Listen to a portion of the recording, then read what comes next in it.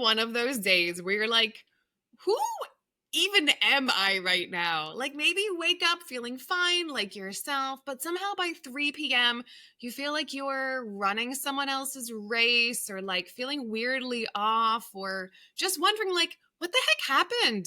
How did I get here? Yes, that is a very real thing, and we are going to talk about it today. Hey, friends, welcome back to the Practice Your Positive Daily because you should, because we all should. This is the space where we get real about energy, resilience, and showing up as the best version of ourselves. No matter what chaos is spinning in the world, there's no toxic positivity or 97-step morning routines. This is easy, simple, and actionable. Hey, I am Sass Schaefer, always your host for this, talking today about how your energy gets hijacked, what happens when you lose your center, why it happens, and most importantly, how to find your way back to yourself. Because listen, I've been there. It is so odd, even as a positivity speaker, how often these things come up.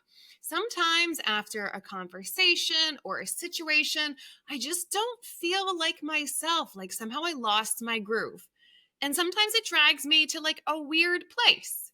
So over time, I've really drilled down into the patterns, into the why. So today I'm going to talk about the three main ways I've noticed that I lose my energetic signature, my sass, if you will, and the three ways I find it back. And hopefully that works for you too. All right.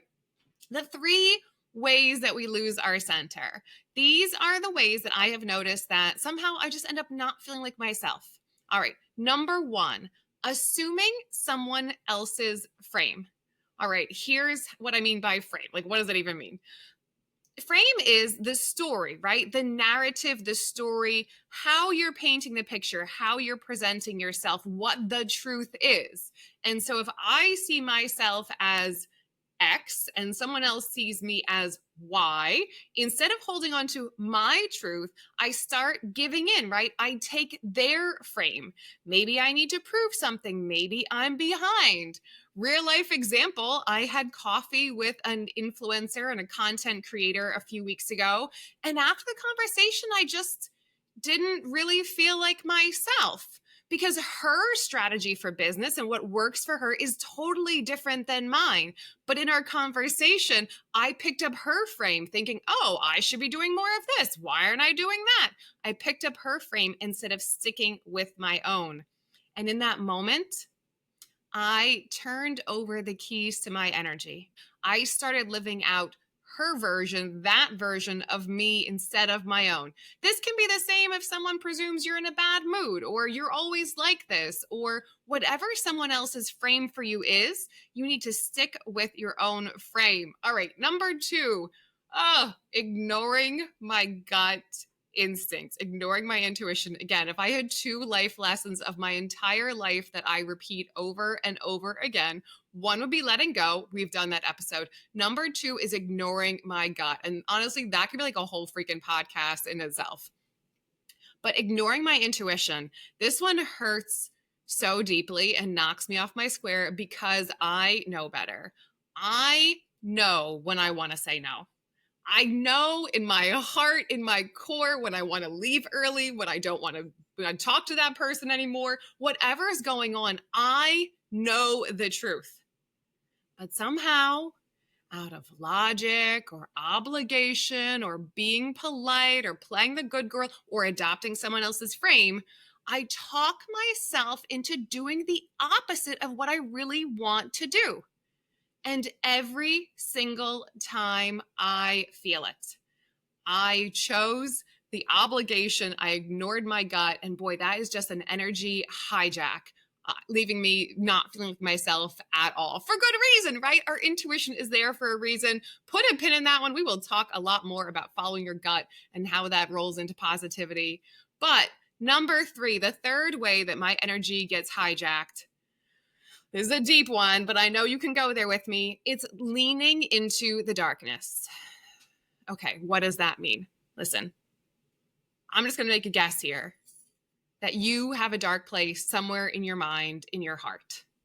There's some part of you that was hurt, let down, disappointed. There's a fear, a worry, a grief. It's that voice. I don't know what it sounds like for you, but for me, it sounds like my best isn't good enough. I'm deeply unlovable. Good things won't happen to me. I'm not worthy of good things. Whatever it is, we have that darkness in us. I don't know. I wish we didn't, but it seems like it's part of the human condition. And I've learned through trial and error and error and error and error that that voice creeps up, it's important to listen to it, right? It's important to listen to it enough to know what my pain needs, but I can't stare, I can't lean into it, right? I can glance at that pain, I can feel that loneliness, I can feel that hurt, I can feel that undeserving, but if I stay there, if I poke at it, if I feed it, it's only to get bigger. And then once that darkness swallows me, girl, it is like a whole, tunnel to crawl out of. So it's better to just not go there. And I'm not saying keep it superficial, but we all know that there are certain topics that we just can't pick up because I can't put them down. And so for me, leaning into that darkness, the why, the grief, the loss, the I'm not good enough, the unworthy, gets me nowhere good. Gets me nowhere good, right? It swallows me whole. So listen, I don't want to talk about 3 ways to lose your energy and then not give you a way back. That's not fair. So here are my 3 ways that I have found to get my energy back, no matter how it's hijacked or how I lose it. All right, number 1, self-soothing. It sounds corny. Does it sound corny? I feel like it sounds corny. But yes, self-soothing. Yes, lean on friends. Yes, call someone who cares. Yes, positivity is a team sport. And I am really the only person that I am with 24/7. If I always outsource my comfort and then that person isn't there because, hey, they have their own life, I crash twice as hard. There's a power in being able to self-soothe. I self-soothe with words, with music, with little rituals, with little trinkets I have around my desk, anything, right? I found that I need to be the one to be able to soothe it. And we could talk about parenting too, but I talk about this with my kiddo, right? Only you can prevent forest fires. I can, as a parent, as a friend, as your partner, I can stand on my head and make you laugh and do all these fun things and tell you how amazing you are. But really, it takes you on the inside. It's an inside job. And so learning to self-soothe when the first thing I want to do is reach out to somebody or have a negative coping skill or have a drink or whatever I like to do when I'm feeling out of whack. Self-soothing is number 1. All right, number 2, close second, nervous system regulation. This, I think, has come in the zeitgeist so much more in the past few years, but your body is the fastest way back to your center. It's easy, right? We're going to exploit that mind-body connection both ways. And so nervous system regulation for me looks like deep breaths, always accessible, a couple of long breaths, longer exhale, tags my parasympathetic. Vagus nerve hacks, I like the butterfly hug. Have you ever done the butterfly hug? Right? Hands on your chest, tap each side, ice water on your face, whatever switches you out of fight or flight back into peace. And you can Google it. There's a million ways to stimulate your vagus nerve. But that sort of nervous system regulation has just become part and parcel, like brushing my teeth. When I feel the spin, when I lose my energy, oops, I need to reset my nervous system. All right. And number 3, again, these are so painful because they're so obvious and doable, but yet so hard in the moment. And number 3 is change the channel.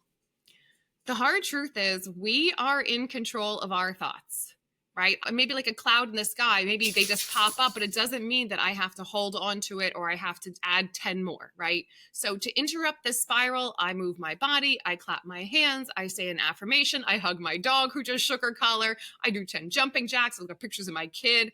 I can change the channel anytime I want because my thoughts turn into feelings and I can choose a better feeling thought. I can't always choose the best thought, like, oh, I'm a wealthy millionaire and my life is at ease.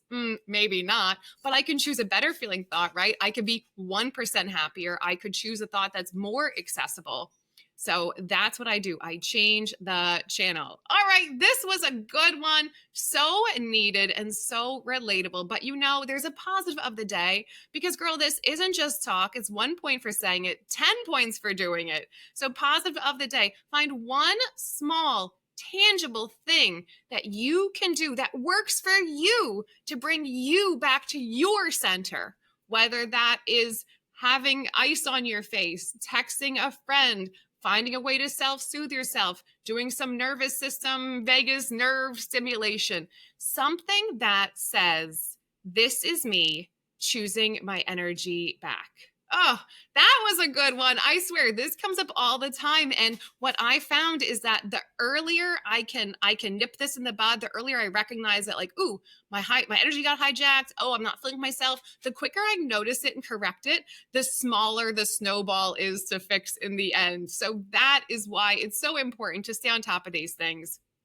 When we lose our center, we can always find a way back. You can, I can, you can, we can.